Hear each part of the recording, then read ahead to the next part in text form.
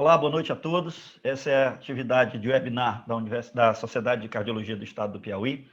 Hoje nós temos o prazer de receber aqui dois convidados, o Dr. Manuel Felipe de Moraes, que é piauiense, mas que hoje é preceptor da valvopatia lá no Hospital de Base de Brasília e também no ICDF, está morando hoje no Distrito Federal, tem formação do Dante Pazanese e é mestre pela USP.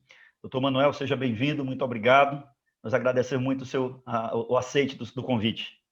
Fique à vontade. Obrigado, eu que agradeço, Luiz. Eu acho que aquela frase se põe bem, o bom filho a casa retorna, né? Então, assim, acabei não conseguindo retornar para o Piauí, mas, sem sombra de dúvida, é um prazer imenso hoje estar falando aí para grandes, hoje colegas, né, mas professores, né? Fiz estadual, mas lembro do doutor Lira, da Federal, lembro do Jocerlano, quando fez cirurgia cardíaca e estava voltando, lembro de você, Luiz, nos corredores do HGV. Então, assim, eu acho que é uma sensação muito boa. Hoje está voltando e conseguindo compartilhar um pouquinho do que a gente aprendeu aí ao longo desses 8 anos de formação, e está conseguindo discutir um pouquinho e levar um pouquinho aí do conhecimento para a gente, o conhecimento da gente aí para a nossa terra. Eu acho que o prazer, sem sombra de dúvida, é meu.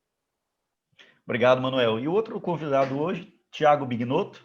Tiago Bignotto é mineiro, mas ele é também preceptor do Dante Pazanese, das valvopatias, né, do ambulatório de valvas do Dante.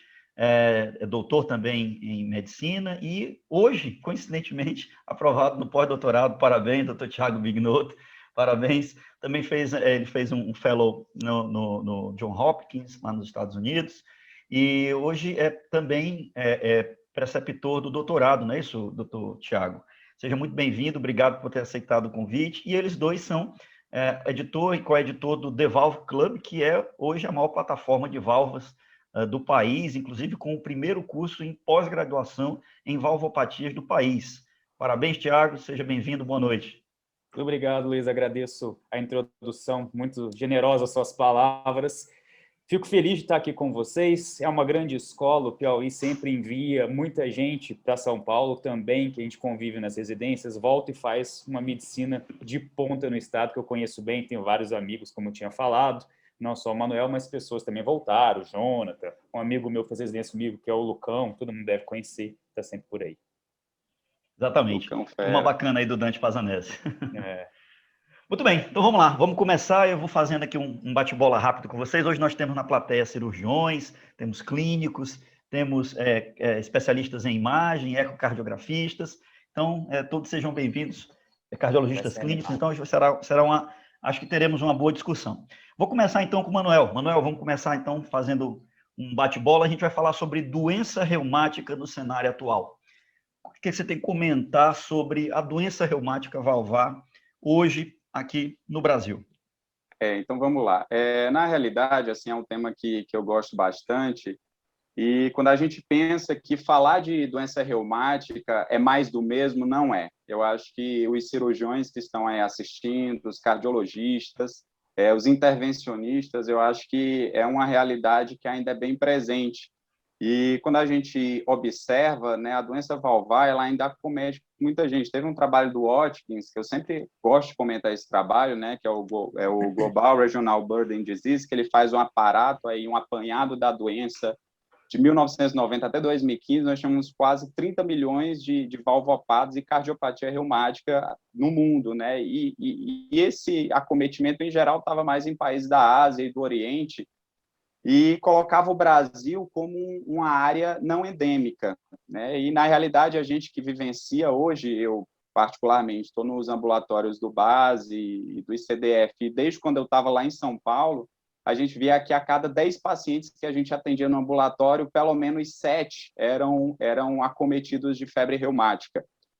Então, essa realidade ainda é muito presente. No Brasil não é diferente. A questão é que é uma doença negligenciada, né? Ao longo dos anos, a gente prosseguiu não fazendo o diagnóstico precoce dessa população e a questão da subnotificação, principalmente por a gente não ter um método assim, para tentar fazer. A gente existe os critérios de diagnóstico da doença e da febre reumática aguda, mas quando a gente pega a valvopatia crônica, a gente pega uma doença que aconteceu há 15, 20 anos atrás e a gente está tratando a consequência. E os cirurgiões também são mestres em observar isso daí. É uma válvula que já é bem danificada, bem machucada, não é uma válvula que é boa para você fazer plastia. E o mundo ideal, que era para você tentar tratar esse paciente mais precocemente e fazer a profilaxia, a gente não consegue fazer também porque a gente está tendo um desabastecimento aí da penicilina benzatina, que até hoje não se descobriu um estreptococo que seja resistente à penicilina. Mas, por ser uma medicação de baixo custo e de pouco interesse para a indústria farmacêutica, a população pobre, que em geral é a principal acometida, que a gente vê nos trabalhos, né? Tem o Remedy, que é um registro africano, onde quase 60% são mulheres, jovens, de baixa renda. Você não tem tanto acesso a fazer seja a profilaxia, seja um diagnóstico mais precoce. E aí o que a gente sempre levanta, que a gente deveria fazer, que já existe, que é um outubro, o Novembro Azul, Outubro Rosa, essas campanhas de você fazer a captação de pacientes, tem um trabalho chamado Provar, que eles tentaram fazer isso com o ecocardiograma, você levando o eco, né, o eco à beira-leito nas escolas, para você tentar fazer um rastreio. Tem um trabalho bacana também do Medicina Sem Fronteiras, que eles fizeram isso na Itália, na Universidade de Tor Vergata, que eles pegaram refugiados e passaram. O exame clínico tinha um diagnóstico aí de 7%, 8%. Quando eles passaram o eco rapidamente, esse diagnóstico aumentou para 40%, 50%. Então, talvez a ideia de você tentar fazer esse rastreio numa população de mais alto risco com o ecocardiograma e uma busca ativa, né, para a gente tentar mudar um pouco essa realidade. Porque o que a gente advoga é que se a gente continuar como a gente está hoje, não tratando a doença reumática, juntamente com o envelhecimento populacional, que a gente vai ter, nos próximos 20 anos, a gente vai ter uma epidemia de doença valvar. A gente vai ultrapassar aí 1 milhão de valvopatas. Então, é uma coisa que a gente bate bastante nos ambulatórios, inclusive convidando os cardiologistas a se especializarem na área nesse sentido. Maravilha, Manuel. Excelente. Bom, eu queria te perguntar aqui, já tem uma pergunta da doutora Patrícia Parente, uma colega nossa aqui do Piauí, especialista em métodos gráficos e uma cardiologista clínica também, e ela está perguntando, numa insuficiência mitral primária, importante, com etiologia reumática e assintomática, com fração menor do que 60, fração de ejeção menor do que 60, é a rotina vocês indicarem fazer o procedimento cirúrgico com esse grupo de pacientes? Na realidade, a gente já iria abordar um pouquinho, mas já adiantando, é o pulo do gato, né, para as insuficiências mitrais de uma maneira geral. A gente sempre coloca que a fração de ejeção na insuficiência mitral, ela não traduz a função ventricular, né? Tem um trabalho sensacional do Carabello, que quando você opera esse paciente com fração de ejeção de 60, no discharge, na alta pós-cirúrgica, em geral, essa fração ela cai para em torno de 45%, quando é 60%, e 3 meses depois ela sobe, mas ela sobe aí em torno de 50%, 50%, ela nunca volta ao normal.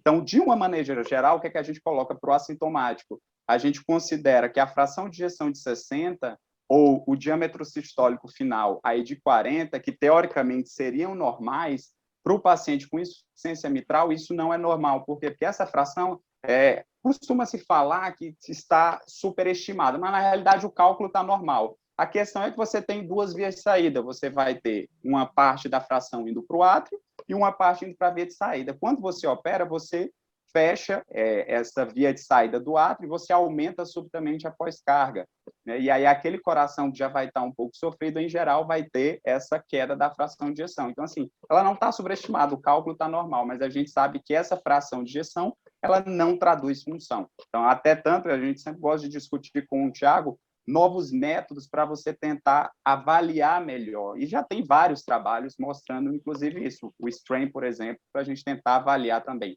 Mas para esse perfil de pacientes com fração de ejeção de 60 ou diâmetro dilatado, mesmo assintomático, a gente costuma ter indicação por já estar no tempo ideal de indicar, logicamente, esse paciente. Perfeito. Foi bom você falar sobre a superestimação que a gente do eco bate aqui não é superestimação, é que o cálculo não é esse mesmo. superestimação. O cálculo é esse. Todo mundo está superestimado. Não, é o cálculo da função, é o diâmetro diastólico menos sistólico dividido por diastólico, está normal. A questão é a forma como você interpreta esse valor. Né? Eu acho que isso é importante. O ventrículo esvazia mais na sístole, né? Ele tem um justamente, esvaziamento então, maior na sístole. Existem vários trabalhos falando só sobre essa avaliação também, né? Do Carabello, do Henrique Sarano, que são caras espetaculares Henrique que publicam Sarano. Que publicam acho que ele muito, é da Mayo Clinic, né? Mayo Clinic, não é isso? Eles publicam muito nessa linha de raciocínio, que é uma linha que é abordada também no Mitrefy e no COAPT também, que o Thiago vai Daqui a pouco o Thiago vai falar, exatamente. Vai falar um pouquinho.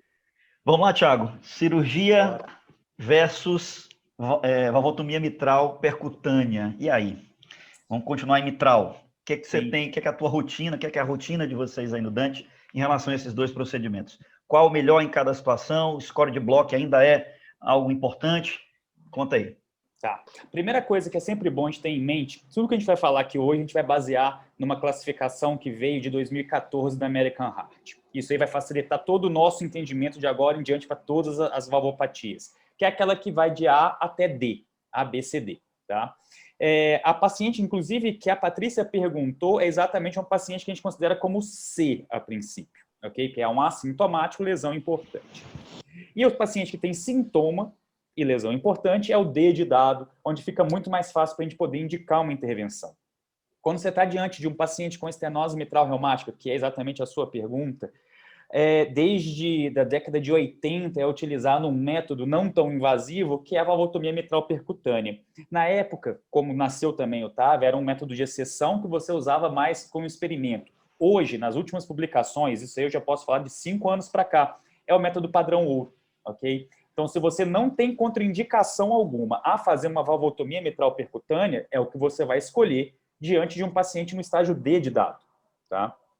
Então, você tem que olhar, primeiro, o score de Wilkins Block. Por quê? Porque ele, na verdade, ele não contraindica, mas ele prediz desfechos positivos ou negativos. E aí tem aquele padrão, né? Abaixo de 8 fica tranquilo, indica. Valores maiores que 8 a gente deveria evitar, que é um score que a gente usa basicamente por questão de anatomia da válvula mitral, né? Você vai olhar 4 parâmetros, vai pontuar de 1 a 4 esses parâmetros, onde o normal, para uma pessoa que não tem doença reumática, vai pontuar com 4, e o indivíduo mais acometido de doença reumática, embora seja quase incompatível com a vida, iria até 16.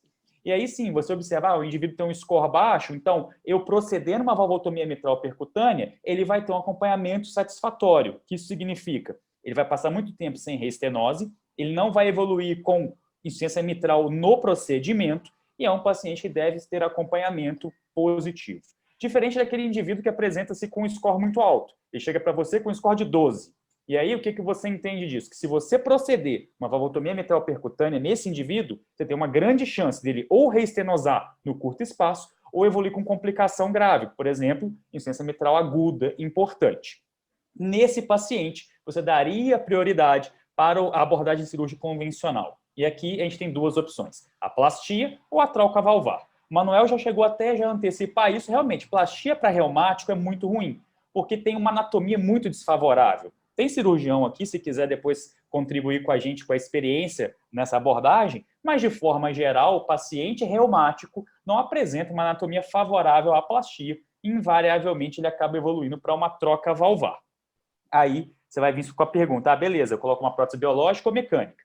Doente reumático, em geral é jovem, igual o Manuel falou, é uma doença de paciente relativamente jovem. A indicação, prótese mecânica. Só que prótese mecânica tem os riscos de anticoagulação que a gente tem que levar em consideração. Então, você tem que observar se ele consegue anticoagular, se ele tem aonde acompanhar, se ele tem cognitivo para entender por que está usando e como utilizar. Nesse contexto, você vai indicar. Óbvio, se você observar um paciente um pouco mais complicado, que é o estágio C, ele tem uma lesão importante, que seja insuficiência, que seja estenose, mas ele está assintomático, e aí eu pego um pouco do que a Patrícia falou, você vai procurar complicadores. E aí você tem alguns complicadores para utilizar. Um deles já foi citado, é a queda da fração de ejeção na insuficiência mitral. Na estenose mitral, você pode ter fibrilação atrial, evento tromboembólico, aumento de hipertensão pulmonar. Esses são critérios que te ajudam a intervir um pouco antes. Mas, respondendo a sua pergunta diretamente, entre valvotomia e procedimento cirúrgico convencional, a primeira escolha é a valvotomia. Você vai fazer se não tiver condição. Perfeito. Uma última, ainda sobre esse tema, só uma pergunta rápida sobre pré-operatório. Paciente com score de bloco alto, mas em pré-operatório, por exemplo, uma cirurgia não de emergência, mas uma tempo dependente, naquela cirurgia chamada time alguma coisa desse sentido. A cirurgia de um tumor, por exemplo, vou dar um exemplo simples. Cirurgia de um tumor, que não time sensitive, que era o termo americano que eles usam lá, que na nossa diretriz não tem. Cirurgia de um tumor de próstata, o paciente tem uma estenose ou um tumor de ovário, sei lá, e está com a estenose lá, um score de bloco deu 10, digamos, score alto, mais para a cirurgia. Vale a pena intervir de forma percutânea nesse paciente para diminuir essa estenose pré-operatória, ou vale a pena corrigir primeiramente essa cirurgia do ponto de vista cirúrgico, imaginando que é uma doença maligna, por exemplo. Imagino que vocês se deparam com isso diariamente. Sim, sim. A grande resposta a essa sua pergunta está na experiência do operador que vai tentar resolver o problema. Se você tem um centro com uma experiência boa em valvotomia mitral percutânea, como eu disse, um score alto não é uma contraindicação, é apenas um indicativo de evolução a longo prazo não tão favorável. E você não está preocupado agora com o longo prazo, está preocupado com o curto prazo. Então, sim, na mão de operador experiente, um intervencionista que já tem mão, entende de anatomias mais desfavoráveis, está indicado sim, a gente faz isso com uma certa frequência até, não é raro a gente encontrar um paciente nessa situação que chega para você com uma área ali de 1.1 mitral, você vê ele muito sintomático, ele tem uma outra necessidade de intervenção, você procede uma valvotomia e não chega lá nos seus valores de 1.8, 1.9, mas você sobe ali para 1.4, 1.5, tira ele daquele momento de muito sintoma e descompensação, resolve o problema que fez você acelerar as coisas e depois acompanha ele para no futuro ver se vai ter uma outra abordagem. Ele pode até fazer uma outra valvotomia no futuro, a depender do contexto que ele tiver. Nada impede isso. Perfeito. Bom, agora a gente vai entrar em anatomia, em ciência mitral primária e secundária. O Manuel vai falar um pouco sobre isso para a gente. E aí a gente já liga o gancho para o COAPT e para o Mitra FR, que são os dois estudos sobre insuficiência mitral e uso de Mitra Clip, que são estudos para a mesma patologia, estudos feitos para o mesmo procedimento, em que um foi muito positivo e outro foi bem neutro. E aí, as explicações para isso, o Thiago e o Manuel vão nos dar. Mas vou começar primeiro com o Manuel sobre insuficiência mitral primária e secundária. O que você tem que comentar sobre isso, Manuel? Vamos lá, eu acho que a gente falou muito disso no nosso último congresso. Eu acho que nosso último simpósio, o SP Valve, né, que a gente abordou só mitral, e é um tema super legal, assim. Então, assim, eu acho que uma parte interessante que a gente tem sempre que definir, né, quando a gente fala de insuficiência mitral primária e secundária, é entender que a insuficiência mitral é a doença na estrutura valvar, né? Então, seja nos folhetos, seja no aparato valvar e subvalvar, então você vai ter um problema na válvula. Então, você vai ter a doença reumática, que vai ter estenose e insuficiência, isso pode acontecer. O prolapso da válvula mitral, né, que também é bem comum, da fase mais inicial até a fase mais avançada, que seria uma síndrome de Barlow, onde você tem um excesso aí dos scallops, né, seja do A1 ao A3, do P1 ao P3, às vezes, eventualmente, com roturas de cordoalhas, com flails. Então, essa é a estrutura. Eventualmente, uma endocardite infecciosa e outras situações que podem acometer, mas essas são as principais, né? E a secundária, a doença não é da válvula, a doença é do ventrículo. Então, quando a gente fala que a doença é do ventrículo, o aparato valvar e a estrutura valvar, ela está normal, só que o ventrículo ele vai dilatar e aí, juntamente com esse processo, ele vai dilatar a válvula, e é onde a gente vai precisar muito do ecocardiografista, né?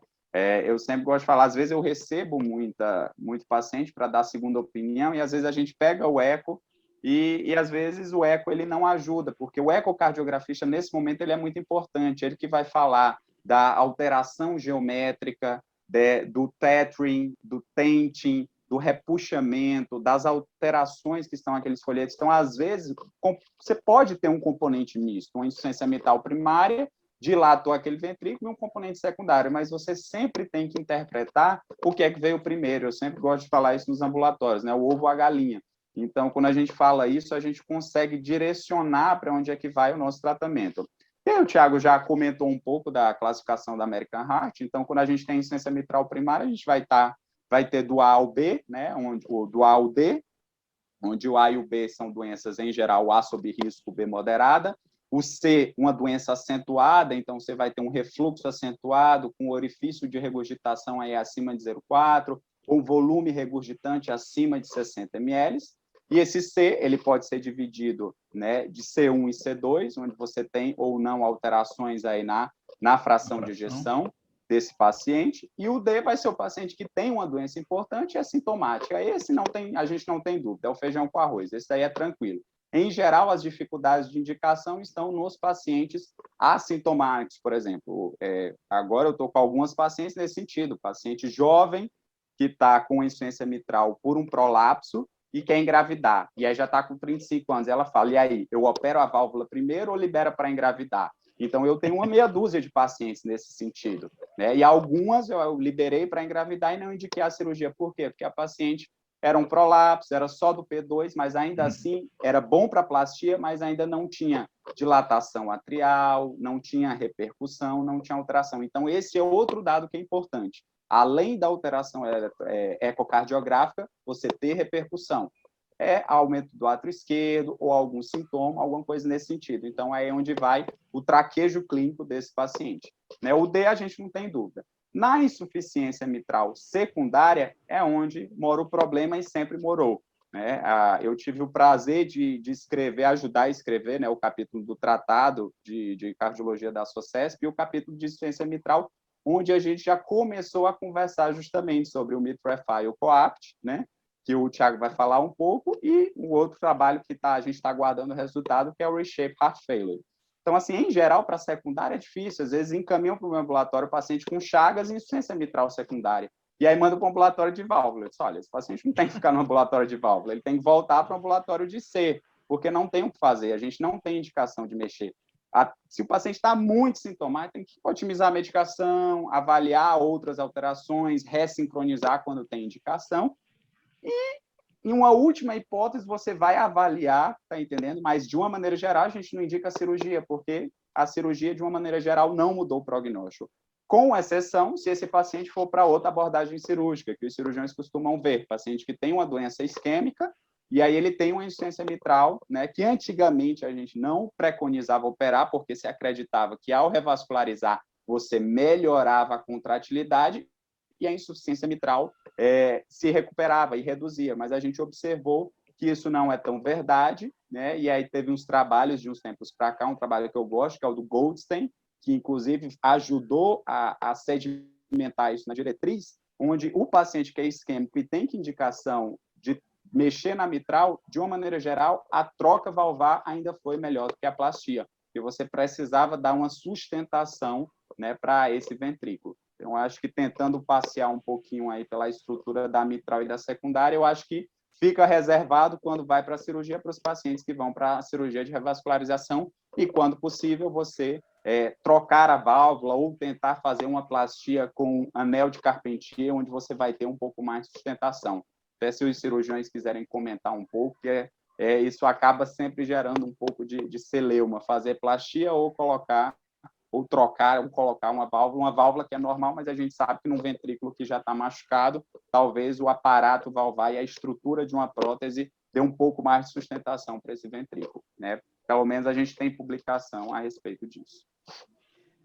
Tiago, então, para a gente falar, então, o grande problema, então, como o Manuel falou, é a IM funcional, né? A IM secundária, que você tem uma dilatação do anel, e nisso foram feitos trabalhos. E aquilo que vocês comentam, como o Manuel comentou, às vezes o cara está mal medicado, não está com a medicação adequada, não está ressincronizado, tem ainda o que melhorar, e às vezes a galera quer atropelar e já indicar o MitraClip. Esse talvez é um dos problemas que vocês devem encontrar frequentemente, né? Então, talvez caiba mais a nós, clínicos, fazermos primeiro o dever de casa, enxugarmos mais o paciente, deixar a medicação otimizada, tentar alguma outra medida para o controle da insuficiência cardíaca, para depois a gente pensar. Mas nesse paciente que está já com insuficiência mitral importante, com medicação otimizada, e não melhorou, vem aí a ideia do MitraClip. E aí foram feitos 2 trabalhos, o Coept MitraFi, MitraFR, como queiram chamar, e um é francês, outro americano. E foram bem diferentes nos resultados.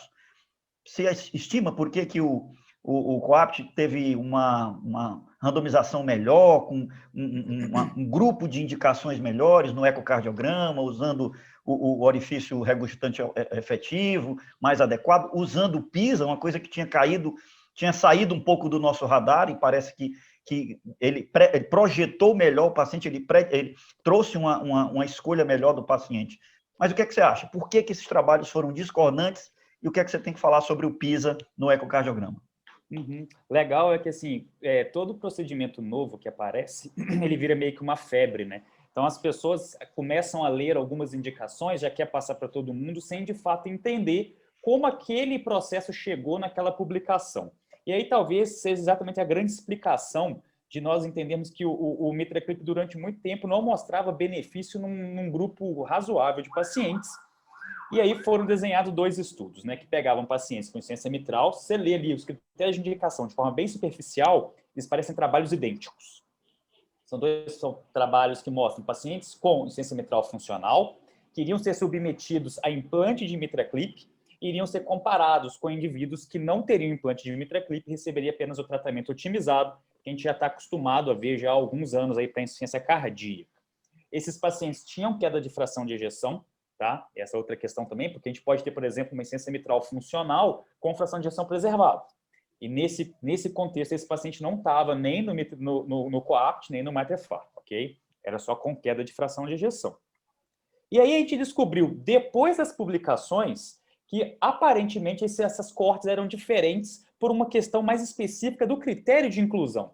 O Coapt ele era muito mais exigente na hora de incluir o paciente, que foi a publicação americana. Como assim? Ele pegava pacientes que estavam, do ponto de vista clínico, mais otimizados, ok? Isso aí já não é muito mundo real. Então, assim, como era um trabalho, você meio que forçava a barra para o indivíduo chegar na dose máxima de todas as medicações que ele podia tolerar.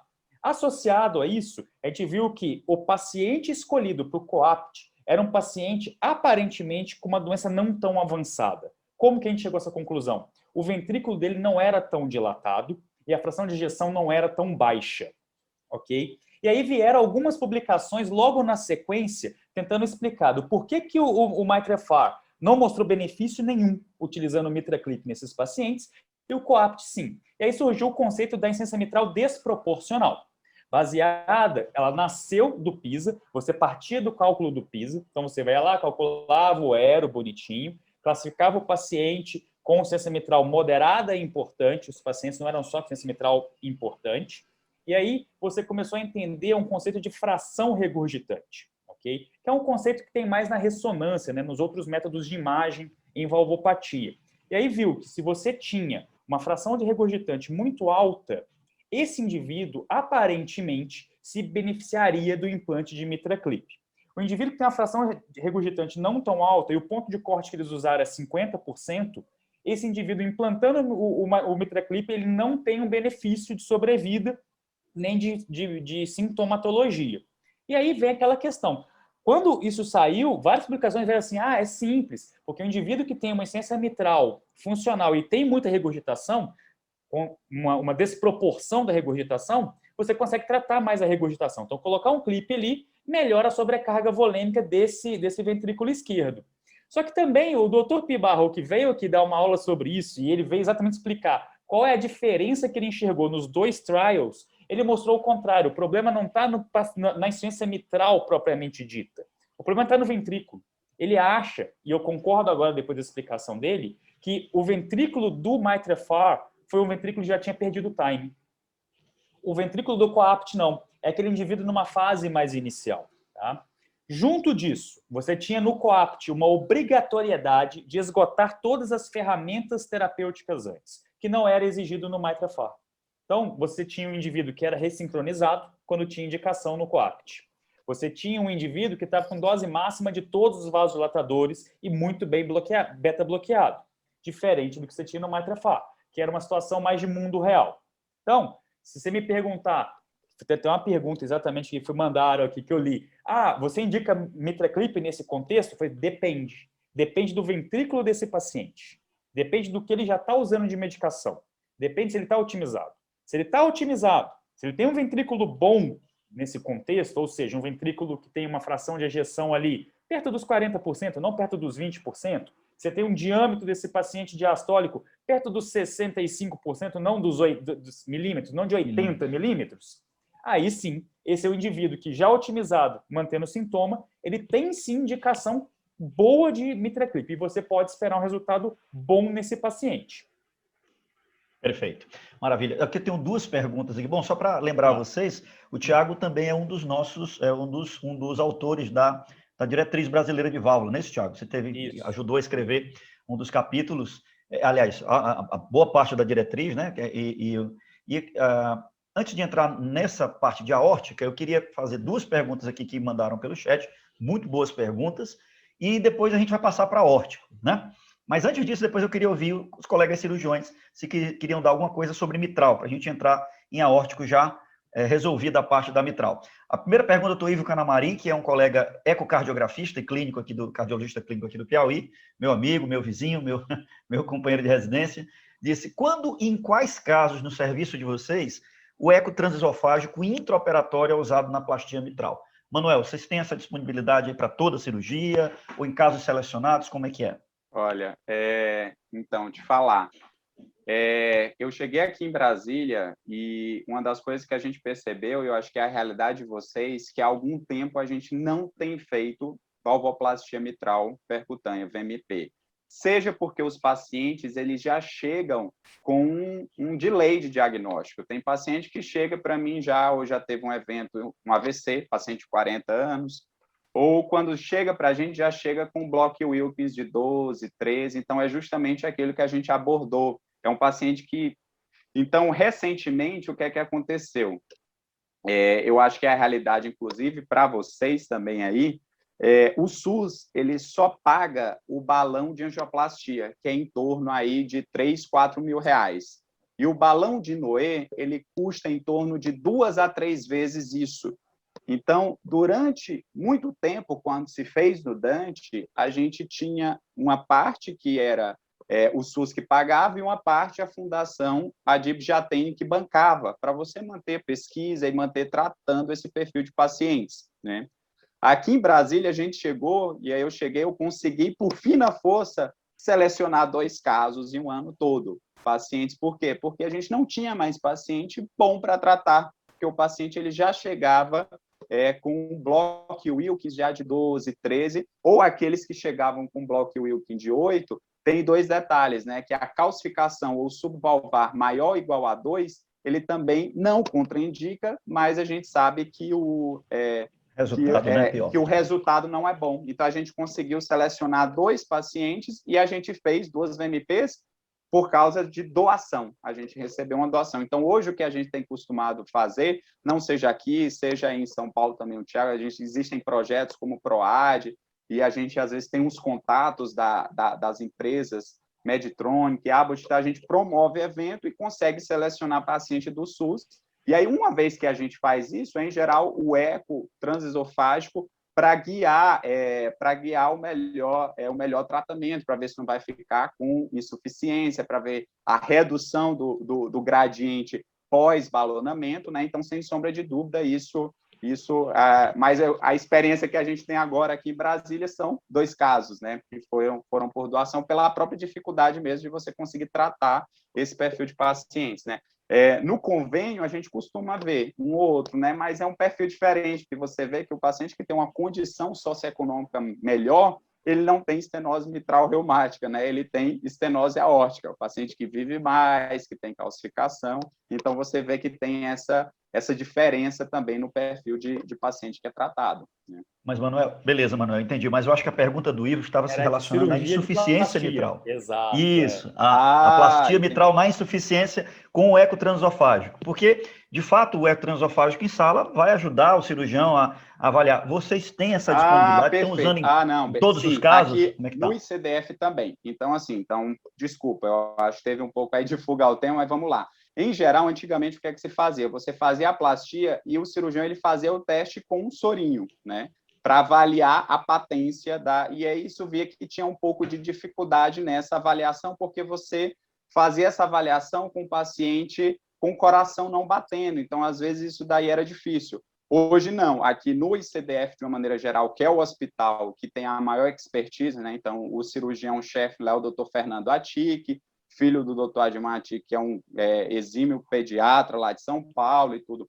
Fernando Atic, inclusive, participou agora na publicação do River. Então, de uma maneira geral, a gente tem o eco pré e pós-sec, né? Então, a gente utiliza isso para... A gente faz o eco pré-sec e faz o eco pós-sec para avaliar. Então, via de regra, isso a gente tem costumado fazer para você tentar dar um tratamento adequado. No hospital de base, que é o hospital que eu trabalho também, acabo vendo esses pacientes, a gente não tem tanta disponibilidade. Então, a última vez que a gente foi tratar uma insuficiência tricúspide, que era funcional, né, por uma doença que a gente fez e não fez essa avaliação, o paciente saiu com uma estenose tricúspide pós-cirúrgica. Então, isso é complicado. Então, eu acho que hoje, frente ao que a gente vive, ao avançar da medicina, eu acho que de maneira essencial você ter o ecocardiograma para você fazer essas avaliações da dinâmica e da funcionalidade cardíaca no tratamento. Quando a gente fala de valvopatia, eu acho que não cabe mais você não fazer isso na cirurgia. Eu acho que o Thiago, acho que não preciso nem perguntar, porque no Dante Pazanese eu acho que todo mundo, quase todo caso, tem a plastia. Mas eu vou te deixar a segunda pergunta, que é da doutora Patrícia também, que é bem interessante.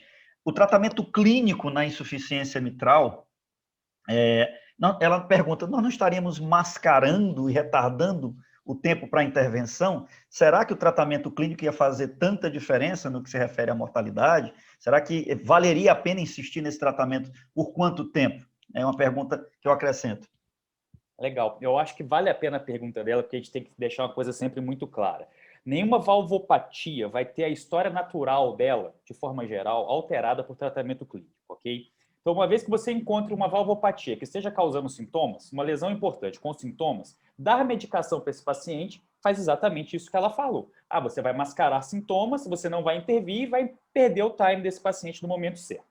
A grande questão é que nesse grupo específico de pacientes, Patrícia, o paciente tem insuficiência cardíaca, com queda de fração de ejeção e insuficiência mitral funcional, se você não der tratamento nenhum para ele não vai morrer da insuficiência mitral, ele vai morrer da insuficiência cardíaca, da disfunção sistólica que ele tem, tá? Então, nesse contexto, é obrigatório você otimizar o tratamento para insuficiência cardíaca com queda de fração de ejeção. E aqui eu listo, né? IECA, o beta-bloqueador cardioseletivo. Por quê? Porque isso tem comprovado aumento de sobrevida, como nós já vimos. Se nesse contexto de uma insuficiência mitral funcional ele vir tornar-se assintomático, você tem comprovação na literatura de que não intervir nessa mitral não vai ter problema, que é exatamente o que o Manuel estava falando, desses pacientes com insuficiência mitral funcional que ficam assintomáticos e continuam acompanhando. Agora, se você tem uma insuficiência mitral primária, se você tem uma estenose aórtica calcífica, dar tratamento clínico realmente vai mascarar e vai fazer você perder o time, tá? Então, isso aqui seria legal. Agora, da mesma forma, por exemplo, talvez eu esteja até adiantando já um assunto que vale a pena a gente falar, por exemplo, paciente com estenose aórtica importante e ele é hipertenso. Você vai dar tratamento para ele com vasodilatador? Você vai tratar a hipertensão dele? Sim. Se ele tem uma outra doença concomitante, você vai dar tratamento para essa doença concomitante. Você vai ter que ter o manejo de entender se isso aí vai atrapalhar ou não na sua leitura de sintoma desse paciente. E cabe aqui também, insuficiência cardíaca, com queda de fração de ejeção e qualquer outra valvopatia, ele tem a obrigação de ter prescrito para ele o tratamento de insuficiência cardíaca com queda de fração de ejeção, tá? Independente de outra valvopatia, porque é uma patologia que nós já conhecemos, sabemos tratar e conhecemos o impacto prognóstico. Perfeito. Bom, eu queria saudar os colegas que já estão aqui, já estamos em 35 colegas.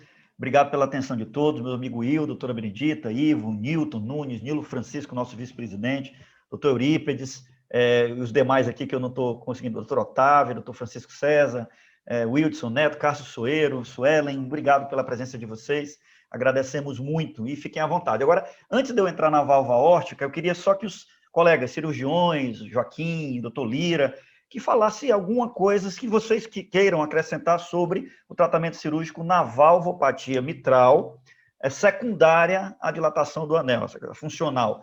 Vocês costumam operar pacientes? É a rotina? Porque nós sabemos que é extremamente controverso. A minha pergunta é, tem aparecido ainda na rotina de vocês? Se quiserem ligar, pode ligar o áudio, por favor. Luiz, Doutor Lira. Eu gostaria só de fazer esse comentário a respeito da válvula mitral, porque, de fato, nós temos operado muito pouco paciente com doença mitral, e com insuficiência mitral, menos ainda. O que me chama sempre a atenção quando opero esses doentes de insuficiência mitral é que é mais confortável para o cirurgião fazer plastia. Tivemos uma pequena travada aí no áudio do doutor Lira. Doutor Lira, é porque travou um pouco. O senhor poderia repetir, por favor? Bom, o que me chama a atenção nesses casos de insuficiência mitral, que são casos raros, porque nós estamos operando praticamente doença coronária e doença aórtica, é que o momento para nós da cirurgia parece ser, já de há muito tempo, um pouco diferente do momento que o clínico acha que o paciente deve ser operado. E está longe de ser uma discordância entre clínicos e cirurgiões. É apenas uma visão do cirurgião, porque o cirurgião também gosta de conforto. Então, ele quer operar uma válvula mitral insuficiente quando o paciente não tem remodelação ventricular ainda, porque ele sabe que a válvula não são só aqueles 2 folhetos, é um aparelho todo, tem a corda tendinosa, tem o músculo papilar, né, que são comprometidos, chamados de aparelho mitral, que são comprometidos nessa doença. Então, uma plastia numa válvula aórtica, numa válvula mitral, que o ventrículo ainda esteja com um bom tamanho, ou seja, ele não sofreu nenhum tipo de remodelamento e as cordas tendinosas não estão sob tensão por longo período de tempo, o resultado é muito melhor. E esse resultado, só falando do Felipe e do Thiago, o ecocardiograma seria o ideal, para avaliar depois da plastia. O grande problema do eco é que ele precisa que o ventrículo, que o átrio esquerdo esteja fechado para ele fazer uma avaliação melhor da função da válvula depois da plastia, né? E já de há muito tempo eu tenho feito essa avaliação com o átrio esquerdo aberto, com o coração batendo, na suposição de que a válvula está perfeita. Eu faço os testes injetando soro no ventrículo esquerdo e tal, né, para ajustar a forma da válvula no que eu acho o ideal, porque eu tenho que saber muito bem como é a anatomia do anel mitral com o trígono mitral-aórtico para servir de sustentação. É ali que a válvula se sustenta. Então, se você vai fazer uma plastia com anel de Carpentier ou de quem quer que seja, ou sem anel, só fazendo a sutura, ou diminuindo o folheto, é preciso ter esse cuidado. E a avaliação ideal é pelo eco, lógico, mas me alonga a cirurgia, porque eu tenho que fechar o átrio esquerdo. Então, eu faço de uma maneira diferente, sem ter risco do paciente ter embolia. E tenho bons resultados. Só para lembrar, a título de informação, em 86, a minha tese de mestrado, ainda na Universidade Federal de Pernambuco, tratava exatamente da anuloplastia mitral sem o anel.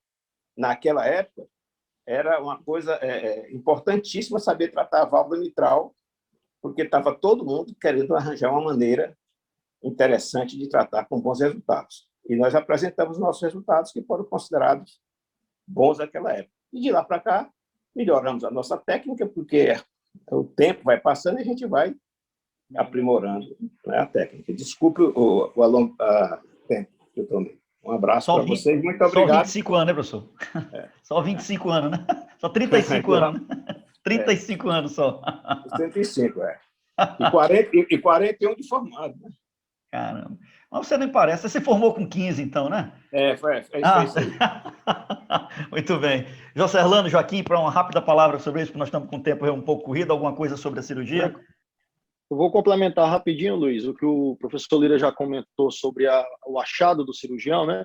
Eu só queria complementar as palavras dele, dizer que realmente a cirurgia vem como uma opção depois de todo o arsenal que o clínico já tem no consultório e que, através de toda essa otimização, ainda assim o paciente continua sintomático, continua tendo muita repercussão.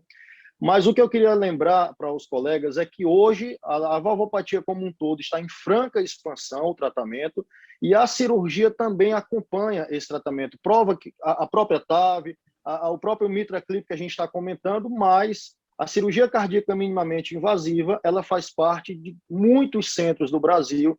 Aqui no Piauí também, nós já apresentamos nos nossos últimos congressos aí a experiência com a cirurgia minimamente invasiva, e é nesses pacientes de troca mitral ou plástica mitral onde tem bons resultados.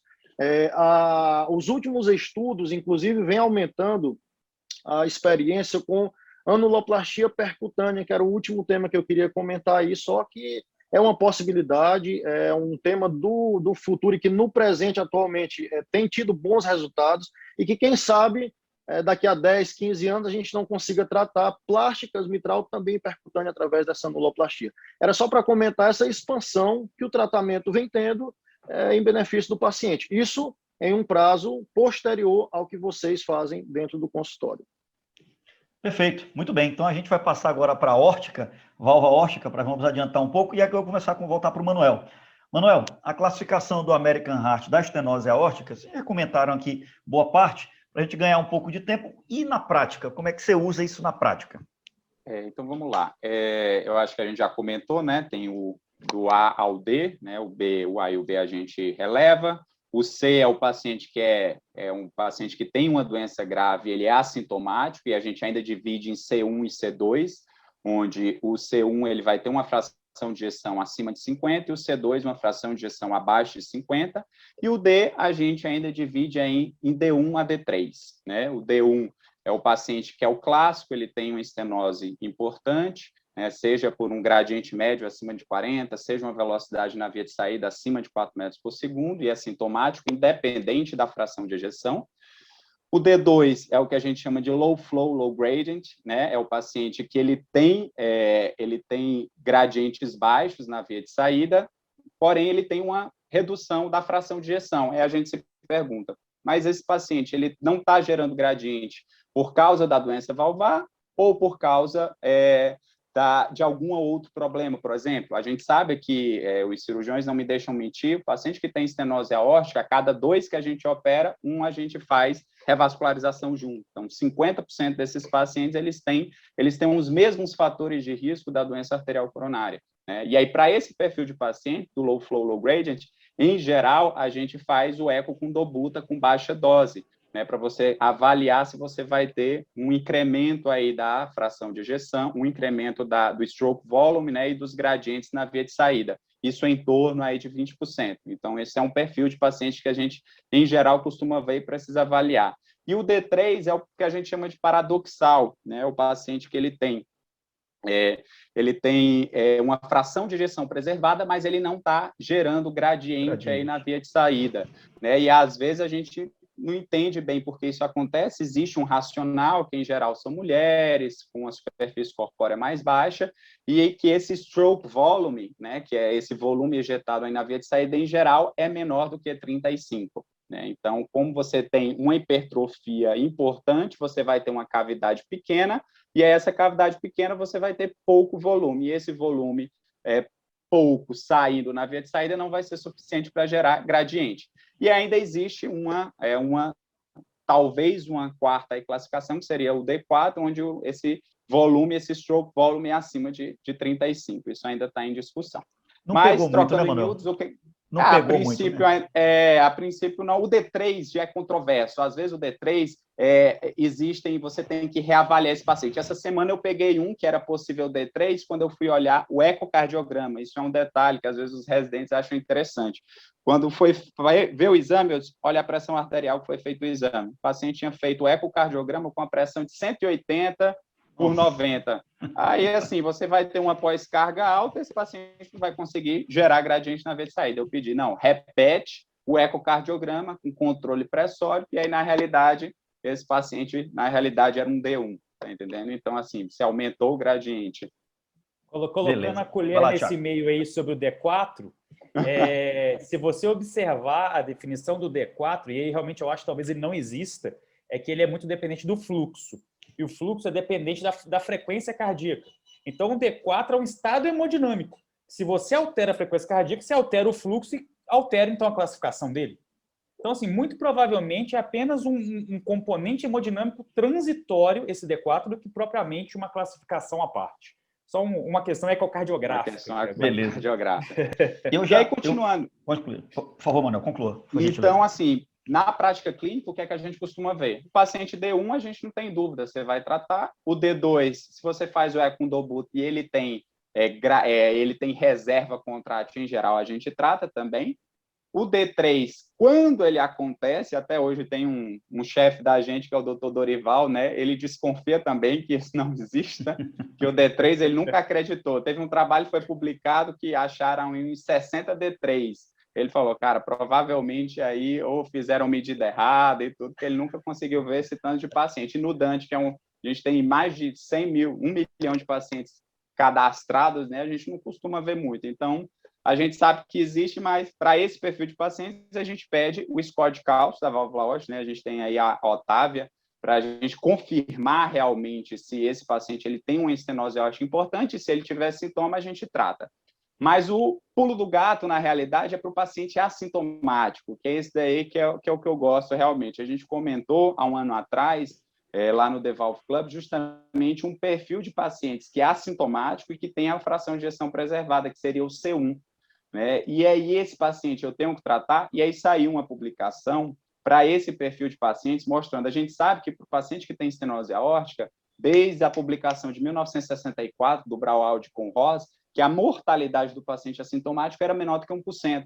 Mas aí saiu uma publicação no New England mostrando que algum perfil desses pacientes, eles poderiam ter uma mortalidade de até 14% ao longo de 5 anos. E que pacientes seriam esses? É aqueles que, mesmo com a fração de ejeção preservada, mas ele tiver um gradiente médio acima de 50, ou uma velocidade máxima na via de saída acima de 5 metros por segundo, esses pacientes teriam um risco maior. E eu ainda falo mais, na diretriz não coloca uma junção clínica de alguns outros fatores, que é o que eu gosto de usar no consultório. E uma coisa que o Thiago já comentou também há algum tempo atrás, que é a classificação funcional de Generu, né, que ele coloca de 0 a 4. Então, foi uma publicação que mostra alterações funcionais causadas onde o paciente não vai ter tanto remodelamento. Então, por exemplo, e nos estágios consequentes, aumento da massa cardíaca, um átrio esquerdo acima de 34 ml. Então, qualquer aumento do átrio já geraria esse paciente, por exemplo, no estágio 2, até os aumentos das pressões de enchimento, hipertensão pulmonar e disfunção do VD.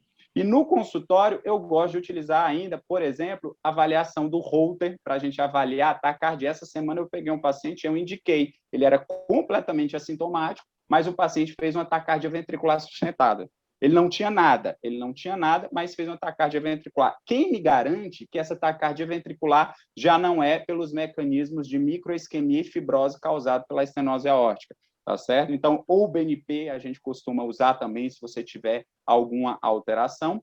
E aí, para esse paciente assintomático, a gente tem um auxílio da diretriz, que é o teste ergométrico, onde você pode ter uma pressão em platô.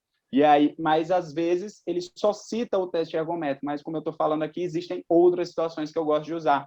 E a gente pode utilizar também, teve um trabalho publicado pelo Raj Makkar, que ele usou o strain, então às vezes não tinha nada, fração de ejeção boa e tinha o strain alterado. Então, indicou pelo strain, você pode ter pela ressonância para avaliar a fibrose. Então, assim, hoje, como o Jocelano falou, a doença valvar, ela está crescendo e está avançando. E eu acho que, assim, é de suma importância que o cardiologista clínico, ele acompanhe esse avanço. Então, hoje a gente tem vários métodos. De uma maneira geral, eu vou lançando mão de vários métodos para deixar o paciente em tratamento clínico, mas eu vou me cercando de que realmente não tem nenhuma situação que seja potencialmente grave para esse paciente. Então, de uma maneira geral, é assim que eu faço. Beleza. Rapidinho, então, para a gente pegar da prática. Score de cálcio para homem, você está cortando quanto? 1000 e? paciente para score de cálcio para homem, a gente costuma usar aí acima de 1.600, 1.700 para homem, né? 1.600, Perfeito. 1.700 Mulher... e acima de 1.250 para mulher. Mas, assim, existem outras publicações que eles botam o score, o corte um pouco maior, né? Colocam acima de 2.500, 3.000 para homem e acima de 2.000 para mulher. E não ter dúvida realmente que... Para não ter, perfeito. E o strain eu vou deixar para o Thiago, mas não sei se estão usando o mesmo 18, o 18 que em geral se usa. Thiago, para o strain assintomáticos, eu sei que você vai entrar também nisso daqui a pouco, a gente vai falar sobre TAV e cirurgia, comparações, e aí vai entrar o Manuel com os estudos partner, mas eu queria te perguntar sobre o strain assintomático. Eu vi aqui que um colega levantou a mão, daqui a pouco fica à vontade, tá? E tem uma pergunta, Manuel, da doutora Patrícia. Quando a dobutamina não mostra reserva contrátil, vocês intervêm ou não?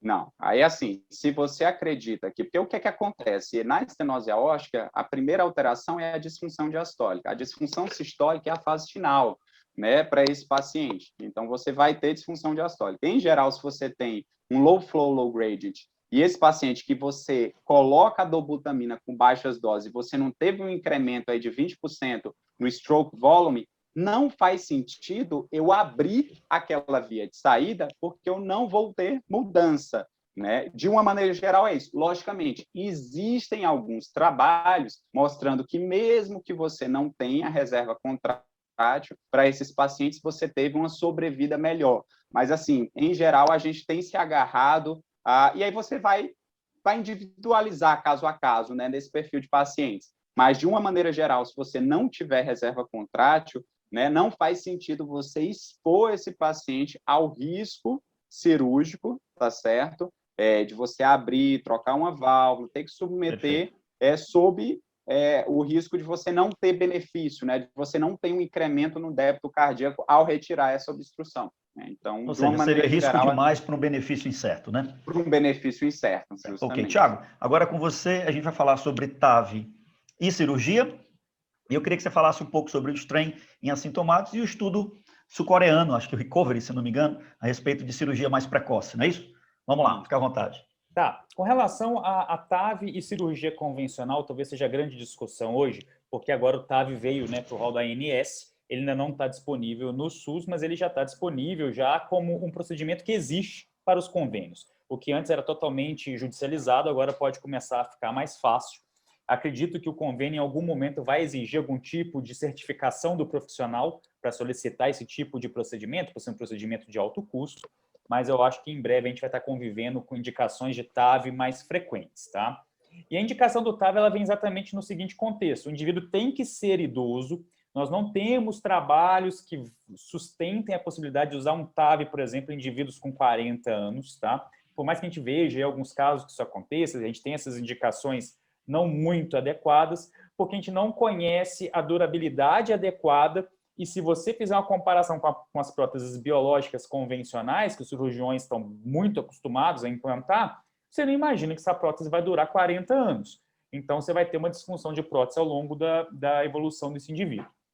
Então, o primeiro corte aqui, indivíduo idoso. Se você está diante de um indivíduo idoso que tem uma estenose aórtica importante, o risco cirúrgico dele já está um pouco já defasado. A gente não está utilizando muito esse cálculo, porque hoje nós temos publicações tanto em baixo, moderado e alto risco. Tá? Alto risco, acho que a gente quase não discute, a indicação fica quase que para TAV realmente, e não só dos scores de risco, que eu trago também outros scores de fragilidade, a avaliação do próprio clínico, entendendo que esse paciente é um paciente mais debilitado, e aí você observa o paciente de baixo risco cirúrgico.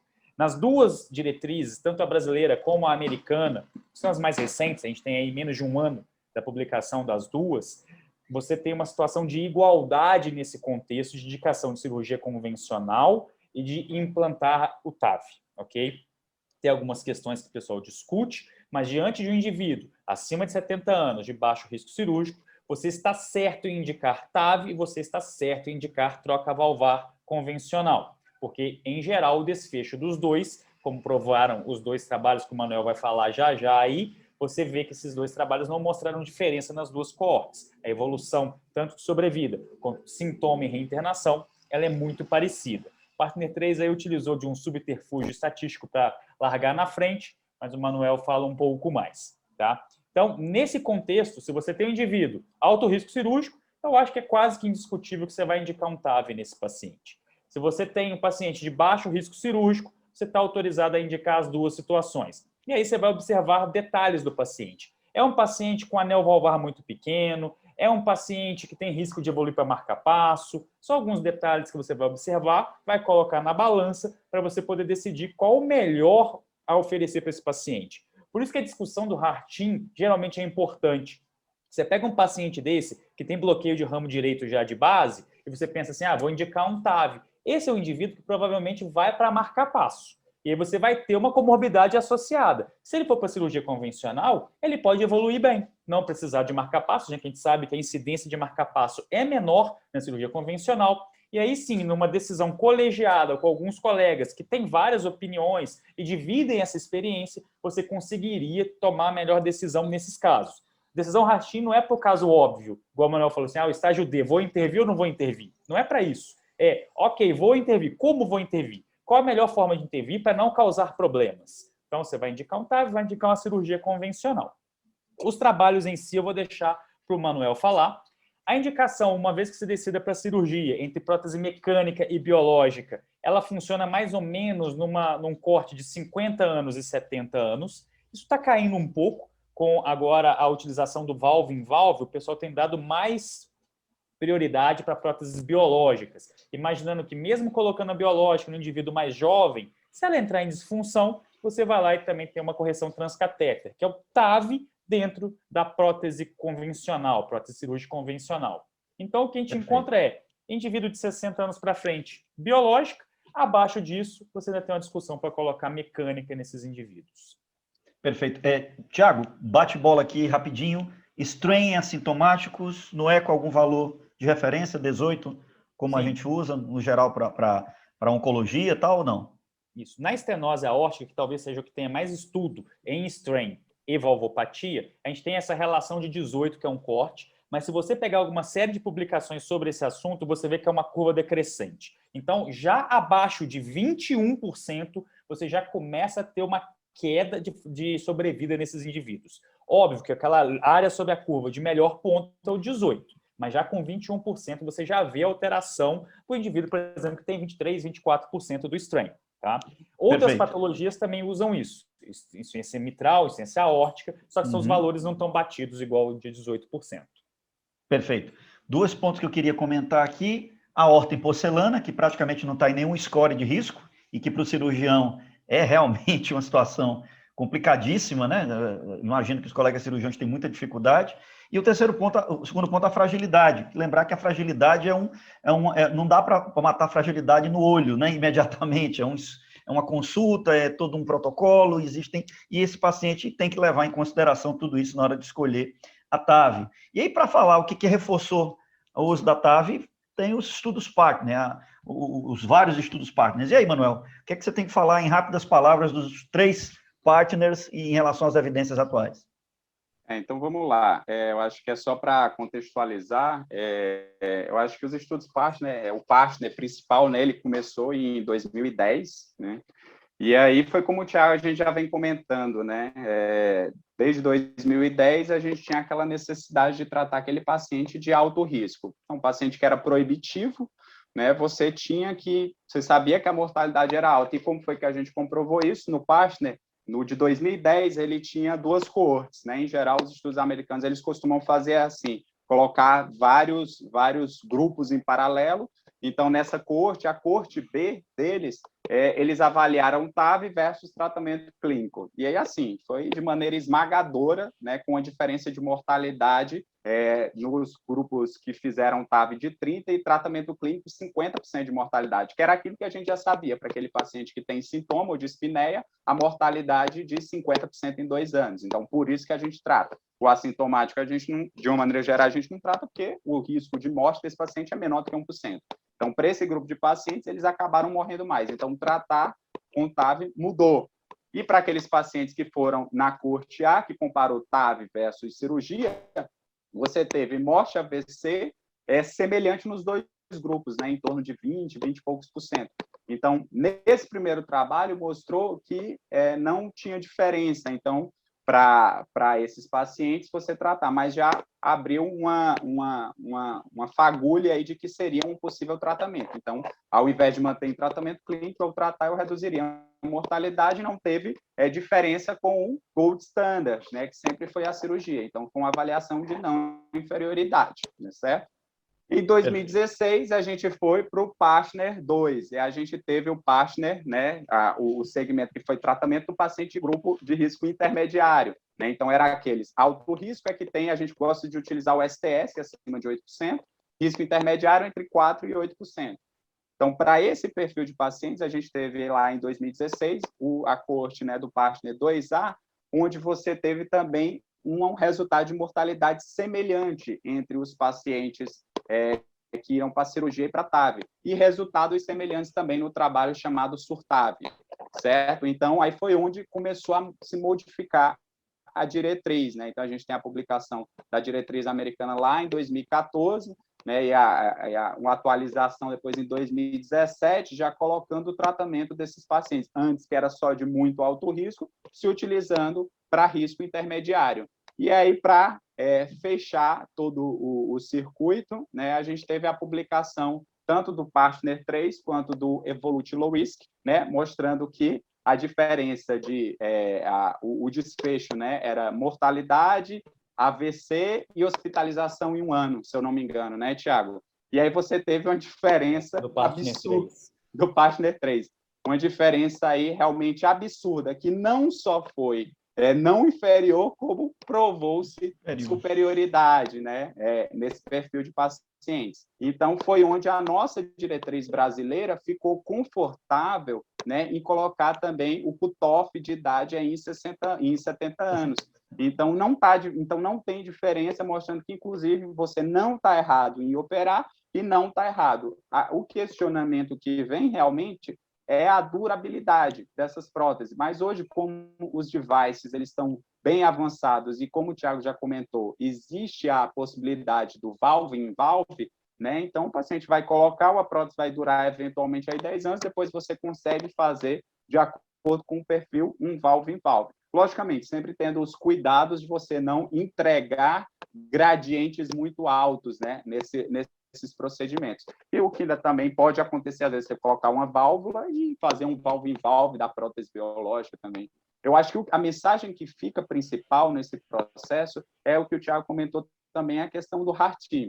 Eu acho que hoje, sem sombra de dúvida, o heart team, você tem um heart team com cirurgião, hemodinamicista, clínico, anestesista, um geriatra para avaliar teste de caminhada, fragilidade, mini-menton. Esses dias, um colega ecocardiografista que me falou, olha, eu estou com uma paciente acamada, com uma demência avançada, mas está fazendo os sinais de baixo débito, está sincopando, tem uma estenose aórtica com área valvada 0,3. Aí perguntou minha opinião, eu disse, paliativo, tá entendendo? Não faz sentido.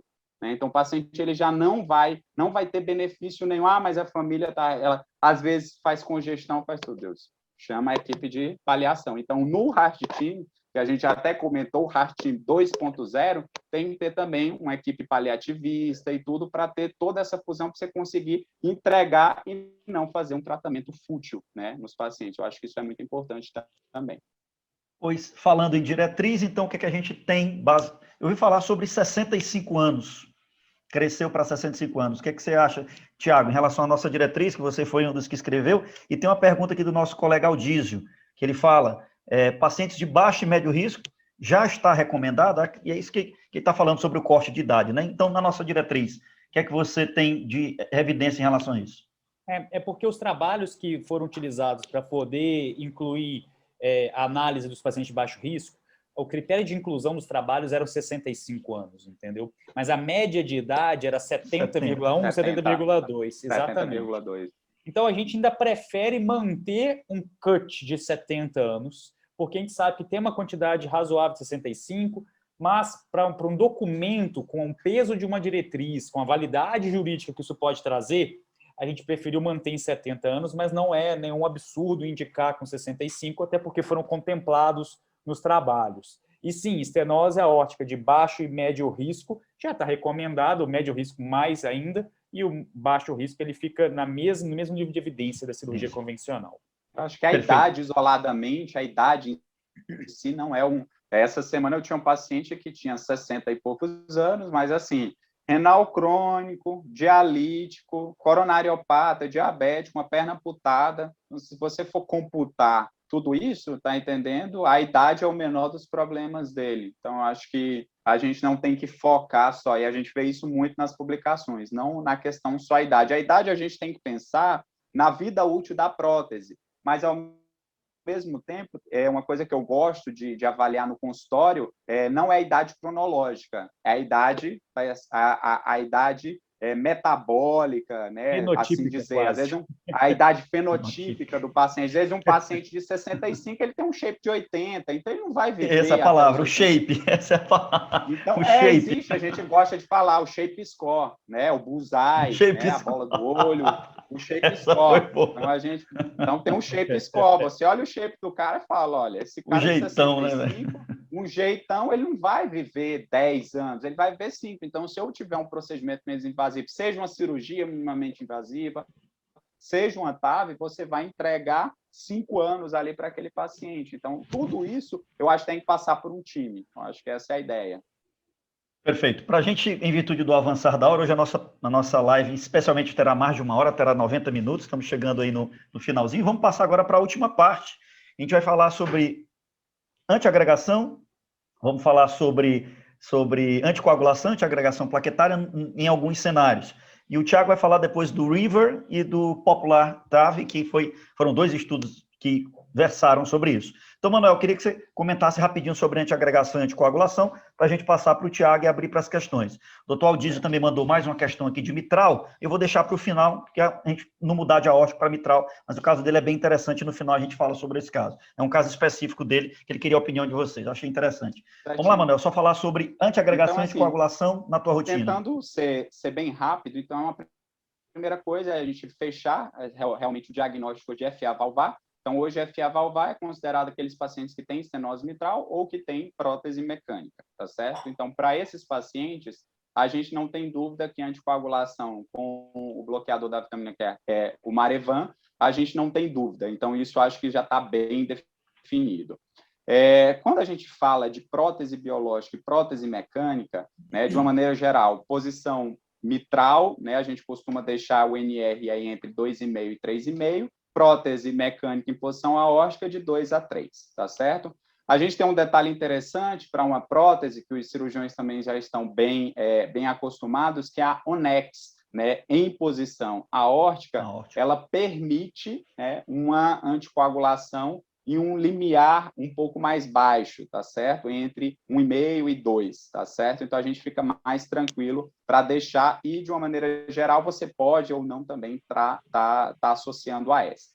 A associação do AS ou a anticoagulação no pós-operatório de prótese biológica, isso sempre foi uma celeuma e uma confusão, e as diretrizes, elas são muito confusas nesse sentido, né? Então, de uma maneira geral, a gente sempre costumou, né, pós-prótese biológica, você deixar o Marevan ali de 3 a 6 meses, seja em posição mitral, seja em posição aórtica. Em posição mitral, os americanos eles gostam e consideram, inclusive, 2A. Já os europeus, em posição mitral, 2A, mas em posição aórtica, 2B.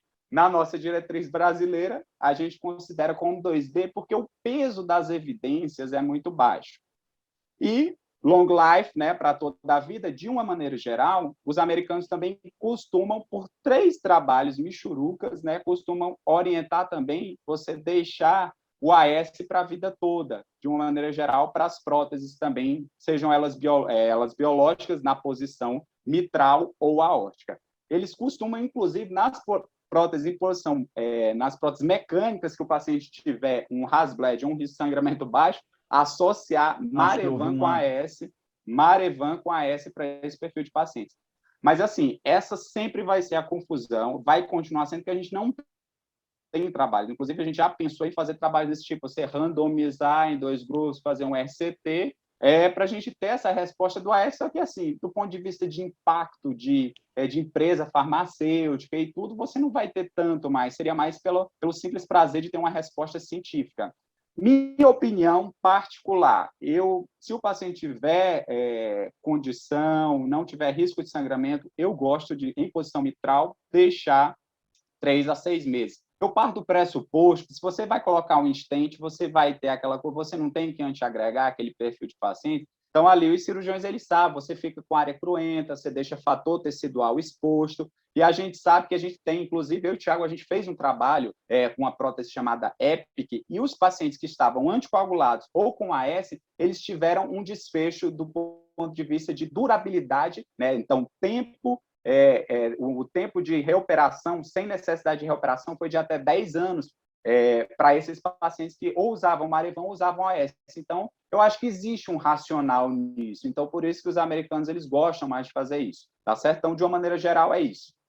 Então, para as próteses mecânicas, a gente não tem dúvida. Para a Onex, você pode usar um perfil. E na Onex, inclusive, você não precisa fazer ponte com heparina. Então, ela permite também você só tirar, tá certo, o anticoagulante, operar esse paciente e retornar também. Você não precisa estar fazendo ponte, diferente, logicamente, das próteses mecânicas em posição mitral.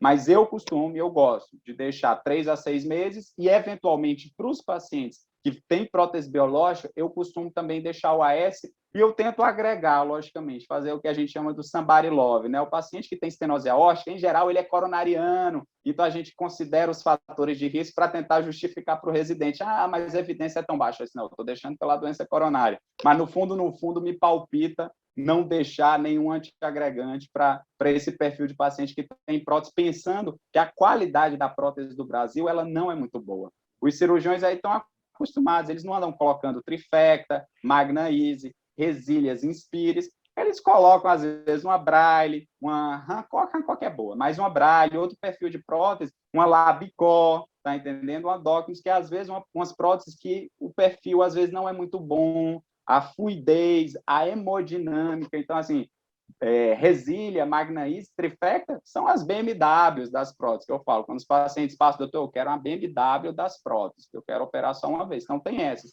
A Biocor é um golzinho bola, e a Braille, né? A Braille é um gol bola, tá entendendo? Golzinho bola. Vai arrumar confusão. Gol bola. Aí deve ter gente que tem gol bola aí, você vai. Não, meu amigo, aqui só tem cirurgião, hemodinamicista. Aqui eu acho que o mais pop sou eu, rapaz, que sou clínico. Manuel, então só para Onex com aspirina somente, nada, né, em posição ótica. Apesar não, desse Onex comercial só com todo. aspirina, não. Você pode usar Onex, Marevan, e em geral, na diretriz americana, eles colocam um adendo, que é uma cruzinha lá, dizendo que você pode associar o Marevan mais aspirina, mas aspirina only, never. Você não pode. Você pode não fazer a ponte com heparina, você está tranquilo. Logicamente, em posição aórtica, a gente fica mais tranquilo, porque a gente sabe que se aquele paciente ele vai ter um fluxo mais importante, é que nem quando você angioplasta carótida, né? Você não precisa deixar antiagregado por muito tempo, porque o fluxo vai impedir. Então, tem relato de paciente com prótese mecânica em posição aórtica sem anticoagulação. Assim, é um risco, logicamente, mas a gente sabe que, dependendo da dinâmica do paciente, você pode ficar um pouco mais tranquilo. E aí, posição mitral, nada, né? A gente tem que usar, agora, você tem que usar. Tanto houve no início, Onex, né? Não tem Onex para a posição mitral. A gente não para. Até tem, mas a gente não usa esse perfil de anticoagulação mais baixo, não. Nem posição mitral, nem posição tricúspide. Tricúspide, Deus me livre. É biológica sempre ou plastia. Nunca colocar mecânica em posição tricúspide, né? Perfeito. Então, só para resumir a história, apesar desse comercial, houve um comercial no início na Onex, que depois de 6 meses você poderia pensar em aspirina isolada. Disse, rapaz, acho que ninguém tem coragem disso. Não, ninguém, isso daí não. Per protocolo, a gente vai usar o INR mais baixo, eventualmente não precisa fazer. Então, o paciente tem um pouco mais de liberdade. Mas a aspirina only, não, a gente não usa. Ok. Tiagão, e vamos lá então para estudo River e Popular TAV. Dá uma geral desses estudos, diz o que eles trazem para a gente. E no final a gente vai fazer um bate-bola rápido, o caso do Aldizio aqui que é interessante, e aquelas perguntinhas finais. Beleza. Vou ser bem direto, tá?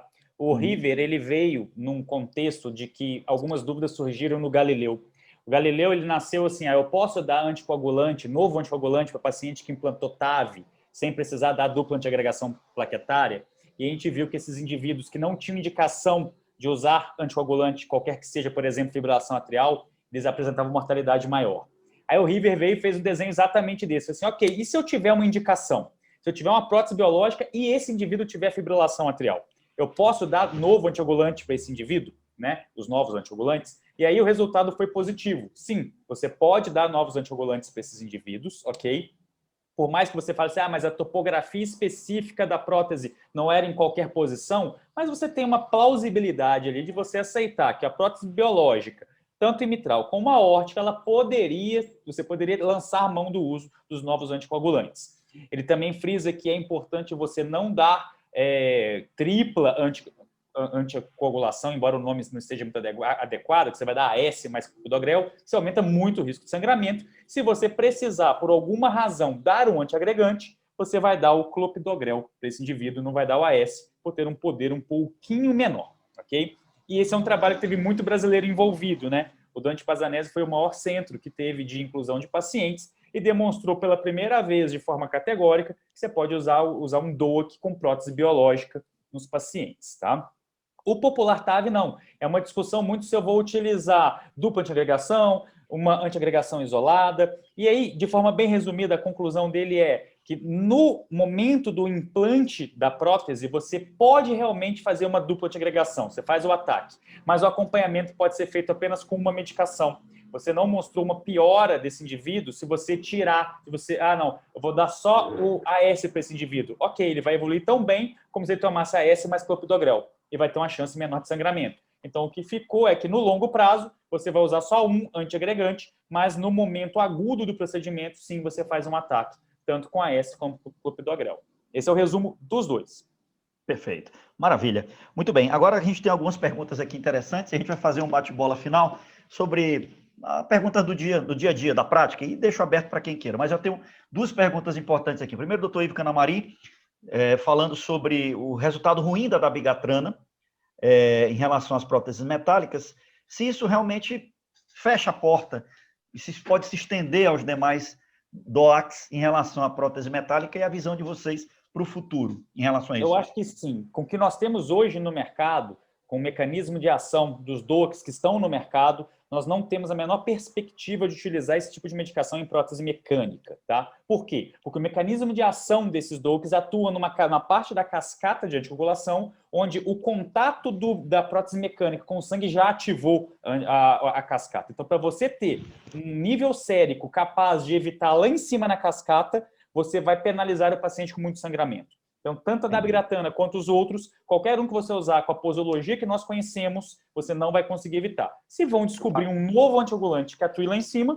o tempo dirá. Eu faço um adendo. Teve um trabalho que eu até comentei com você, Thiago, não sei se você lembra, que um pessoal de Salvador fez xarelto na prótese mecânica. Até hoje eu fico encucado, como foi que foi liberado. Até hoje eu me pergunto, o comitê de ética deixou passar. Essa é a minha única pergunta. O comitê de ética, tá entendendo? Mas assim, foram 50 pacientes, os caras 50 sobreviventes. Mas eu concordo nesse ponto com o Thiago. Assim, eu acho que a gente não cabe ainda a gente arriscar se surgir um novo anticoagulante, mas eu acho que isso já está bem definido. Eu acho que se fosse para surgir, com certeza, os americanos, que eles já vêm bem adiantados, eles já teriam descoberto, porque eles têm interesse nisso, por vários motivos. Mas Perfeito. Eu acho que, a princípio, não tem... E o doutor Joaquim Aprígio, mas só para lembrar que, embora a dabigatrana tenha um mecanismo diferente dos demais, né, dos inibidores do fator 10 direto, mesmo assim, a relação é uma área da cascata realmente muito próxima, como cai com o que o Thiago falou. Bom, o Joaquim Aprígio, um colega cirurgião aqui do Piauí, ele pergunta qual a opinião de vocês sobre prótese de liberação rápida. Manuel ou Thiago, fiquem à vontade. Eu sou um grande entusiasta do método, porque eu acho que você pegou uma tecnologia que é utilizada no TAV para utilizar na cirurgia convencional com o único objetivo, diminuir o tempo de SEC. Então, eu acho que qualquer tipo de tecnologia que você vai aplicar para melhorar a performance e otimizar o procedimento, eu acho válido. E nós temos resultados muito bons com prótese de liberação rápida, com 3 pontos só, de acompanhamento a longo prazo. Então, aquelas que a gente chama de sutureless, né? São as sutureless. Então, assim, eu acho que é isso, né? Qualquer hoje, como o Jocelano falou, né? Assim, cirurgia minimamente invasiva. Eu acho que cada paciente vai ter esse perfil. Às vezes você tem esse perfil de paciente, a prótese em si e a expertise, você não tem uma TAV, você puder utilizar, você vai diminuir o tempo de SEC. A gente sabe que os trabalhos onde você tem essa redução, você reduz também o processo inflamatório, tempo de internação, tempo de UTI. Eu acho que é sempre válido, né? Eu acho que não tem muita dúvida nisso. Beleza. Para a gente fechar, tem uma pergunta aqui do Dr. Aldísio, e depois a gente faz um bate-bola rapidinho de 5 minutos, estamos chegando no final. Ele pergunta sobre um paciente de 79 anos que tem uma ruptura de cordoalha mitral, está em classe funcional 1 e tem um Hasbled alto. Classe funcional 1, Eu conheço esse paciente. Eu conheço esse paciente, porque ele eu conheço o Aldísio, a gente bate uns papos com o Devolve Club, então eu já vi até os exames desse paciente. Eu vou deixar para o Manuel falando também. E aí, dá para intervir nesse paciente? Vale a pena o mitral clip numa disfunção dessa primária, num paciente desse assintomático? Olha, assim, é aquela coisa. Então, em geral, para você indicar uma intervenção no paciente, você tem que ter um conjunto de fatores. Eu acho que tanto nos primeiros trabalhos do MitraClip, eles já foram aprovados para insuficiência mitral primária, a gente não tem dúvida disso. Mas, assim, quando é para você indicar uma terapia, só para vocês terem uma noção, não sei quem está habituado, esses dias eu recebi um paciente no consultório, você fazer um MitraClip, em geral, custa em torno aí de R$300 mil, tá certo? Então, assim, você tem que pensar o que é que de benefício essa terapia vai trazer para o paciente. Então, assim, para o paciente que está assintomático, é o racional de qualquer outro tratamento. Então, você vai ter aquele paciente que ele vai estar no estágio C. Beleza, então eu já vou ter dilatação, eu vou ter repercussão. Você indicar o procedimento pelo simples fato que é uma terapia nova e que vai trazer algum benefício no longo prazo, eu acho que é válido. Mas a gente tem que individualizar bem. Eu não conheço os detalhes que o Thiago conhece do paciente, mas de uma maneira geral, o paciente está completamente assintomático e tudo. Eu não vi os tamanhos do átrio esquerdo, eu não sei se ele tem fibrilação atrial ou não e tudo, mas assim, de cara, eu reavaliaria antes de indicar para terapia, até porque é uma terapia que é difícil. Assim, a gente já tem alguns casos aqui em Brasília e às vezes você tenta clipar e aí rasga o folheto. Assim, o racional do MitraClip é a cirurgia de Alfieri. E os próprios cirurgiões, eles sabem. Às vezes, quando eles tentam fazer o Alfieri, o próprio Alfieri, às vezes, pode rasgar o ponto pelo próprio mecanismo de tensão e tudo. Então, você imagina um MitraClip num paciente que está com rotura, se não clipa bem, se você bota só se você pesca o folheto. Aí você não pesca o outro, e aí se pescar o outro vai gerar uma estenose. Então, assim, é muito complicado. Assim, de cara, você tem que ter o paciente ideal. A gente fez um curso recentemente justamente falando, e, cara, o paciente ideal, às vezes, é difícil você achar, tá certo? Para você fazer um MitraClip. Então, assim, eu acho que tem que ter sua indicação reservada para aqueles casos realmente que sejam refratários ao tratamento, que tenha que ter realmente sintoma e tudo, e que não dê realmente para a cirurgia, porque, na minha opinião, ainda mexer na mitral ainda cabe bem para a mão do cirurgião. Perfeito. Então, pode falar que esse paciente do Aldísio é o exemplo ideal para Hartin, tá? Não é um caso fácil de resolver, não. Não é um caso fácil, não, né? Hartin mesmo, é verdade, Aldísio. Vamos ter que reunir a turma aí para fazer uma discussão sobre isso. Beleza, Aldísio, obrigado pela participação. Galera, bate-bola, perguntas rápidas, respostas mesmo rápidas. Profilaxia, vamos lá. Profilaxia, paciente com procedimento dentário com prolapso. E aí? As diretrizes internacionais não são tão favoráveis. E aqui a nossa brasileira tem algumas. E vocês, na rotina de vocês? Como é que tá? Eu faço. Eu faço. Eu também faço. Pois é. É porque, na realidade, eu aprendi muita coisa com o Thiago. Então, assim, existe um viés aí. Então, com vamos sopro lá. ou sem então, sopro? O sopro importa para vocês? É porque, na realidade, assim, se o paciente tiver uma valvopatia moderada, é importante, independente do que seja, mitral, prolapso, prótese valvar, de uma maneira geral, a gente indica. E por que a gente indica? Vários trabalhos que advogam isso é que eles falam que você faz bacteremia ao escovar os dentes. E essa bacteremia ela é muito acentuada, tanto que, na nossa diretriz que o Thiago ajudou a escrever, a gente passou o acompanhamento de 2 vezes por ano para 4 vezes por ano. Então, eu acho que, assim, além da profilaxia, é interessante você ter um bom cuidado da saúde bucal. Então, a gente orienta isso. Para os valvopatas, você mandar ele 4 vezes por ano no dentista, para ter uma boa. Mas, mesmo além disso, então, mesmo além disso, realmente, eu costumo indicar profilaxia, que, assim, eu acho que eu não vou pagar para ver, tá certo? Ainda mais como a gente vê hoje, endocardite, todo dia eu recebo uma endocardite, paciente jovem que tinha alguma doença que às vezes era só moderada e aquilo dali. Então, assim, para a realidade de saúde, para a realidade do Brasil, eu acho que não dá para a gente brincar. Perfeito. Thiago, e para cesariana com estenose mitral? vai fazer cesariana, tem estenose mitral moderada, tá tolerando bem, e aí, faz ampicilina ingenta, não faz, como é que é? Eu faria, tá? Com o mesmo racional que o Manuel falou. Eu acho que a complicação é tão grave diante de uma medicação baixo custo com baixas complicações de fazer. Eu acho que os trabalhos europeus que falam contra é porque tem outra casuística, outro tipo de paciente. O nosso paciente não é aquele paciente de lá. Então, eu não deixaria de fazer.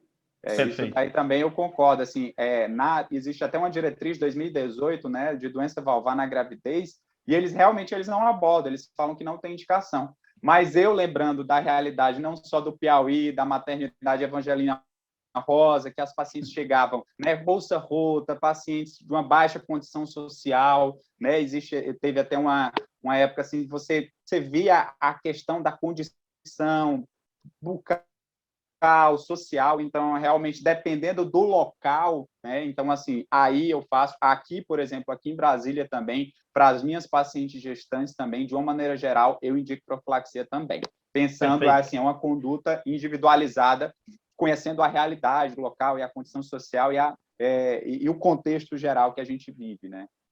Beleza, eu tenho aqui algumas mensagens de parabéns da doutora Tainá Ostrowska, acredito que falei o nome correto, não sei se é conhecida de vocês. Obrigado, doutora Tainá. Doutor Otávio também agradecendo aqui. E eu pergunto a vocês, beta-bloqueador em insuficiência aórtica moderada é importante. E aí? Como é que vocês têm utilizado isso na prática?